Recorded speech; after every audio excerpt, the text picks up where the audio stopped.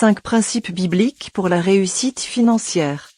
La Bible est une source incroyable de sagesse et de guidance pour naviguer dans les complexités de la vie. Et un domaine où ces principes peuvent être particulièrement précieux est celui des finances personnelles.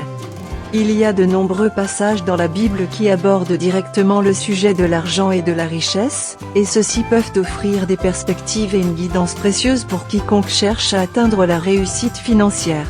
Voici quelques exemples. 1. Cherchez d'abord le royaume de Dieu. Dans Matthieu 6h33, Jésus dit: Cherchez premièrement le royaume et la justice de Dieu, et toutes ces choses vous seront données par-dessus. Ce principe souligne l'importance de prioriser notre vie spirituelle au-dessus de nos désirs matériels. Lorsque nous nous concentrons sur servir Dieu et vivre une vie qui lui plaît, il promet de prendre soin de nos besoins matériels. Cela signifie que nous n'avons pas besoin d'être consumés par l'inquiétude ou l'anxiété à propos de l'argent. Au lieu de cela, nous pouvons avoir confiance que Dieu pourvoira à nos besoins alors que nous cherchons à l'honorer. 2. Être diligent et travailleur. Proverbe 10:4 dit: La main diligente enrichit, et la main inactive appauvrit. Ce principe nous rappelle que la réussite financière n'est pas simplement une question de chance ou de bonne fortune. Elle exige du travail et de la diligence. Que nous travaillions dans un emploi, que nous commencions une entreprise ou que nous investissions dans le marché boursier, nous devons être diligents et persévérants dans nos efforts si nous voulons voir des résultats. 3. Pratiquer une bonne gestion. Dans Luc 16:10-12, Jésus raconte une parabole à propos d'un gérant malhonnête qui est félicité pour son habileté. La leçon ici n'est pas que nous devrions être malhonnêtes, mais plutôt que nous devrions être sages et prudents dans notre utilisation des ressources. Cela signifie éviter le gaspillage et l'extravagance, être attentif à nos dépenses et investir judicieusement dans des choses qui ont une valeur à long terme.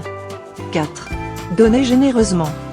2 Corinthiens 9:2.6-7 dit: Or, voici ce que je dis, celui qui sème peu moissonnera peu, et celui qui sème abondamment moissonnera abondamment.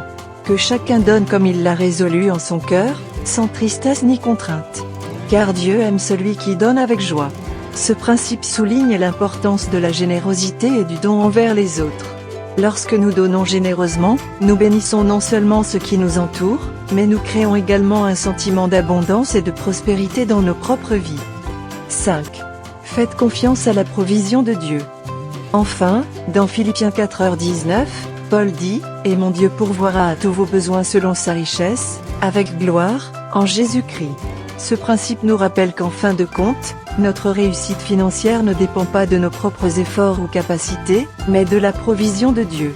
Quand nous lui faisons confiance et cherchons à l'honorer avec nos finances, il promet de prendre soin de nous et de pourvoir à nos besoins. En conclusion, la Bible offre de nombreux principes et perspectives précieuses qui peuvent nous aider à atteindre le succès financier. En priorisant notre vie spirituelle, en travaillant dur, en pratiquant une bonne gestion, en donnant généreusement et en faisant confiance à la provision de Dieu, nous pouvons créer un sentiment d'abondance et de prospérité dans nos vies qui dépasse largement la simple richesse financière. Que nous cherchions tous à honorer Dieu avec nos finances et à bénir ceux qui nous entourent. C'est tout pour la présentation d'aujourd'hui. J'espère que vous avez apprécié et appris quelque chose de nouveau. Si vous voulez voir plus de contenu comme celui-ci, assurez-vous de cliquer sur le bouton s'abonner et d'activer la cloche de notification.